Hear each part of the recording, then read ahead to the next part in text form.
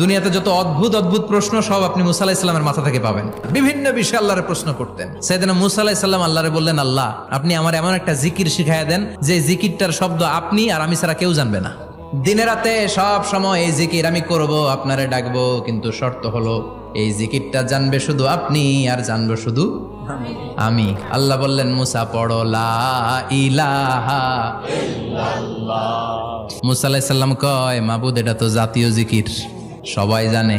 আমি তো চাইছি এক্সেলেন্ট একটা জিকির, কারো কাছে নাই, শুধু আমি জানবো আর আমি পড়বো। আল্লাহ বললেন, মুসা এই লা ইলাহাকে যদি এক পাল্লায় রেখে দাও, তাম বিশ্ব, 7 আকাশ 7 জমিনটারে তুলে যদি তুমি আরেক পাল্লায় রেখে দাও, লা রাজাহাত কাফাতু লা ইলাহা ইল্লাল্লাহ, মুহূর্তের মধ্যে লা ইলাহার পাল্লা ভারী হয়ে যাবে। ও মুসা, তুমি যতই এক্সক্লুসিভ জিকির চাও, লা ইলাহার চেয়ে দামি জিকির আমার কাছে নাই।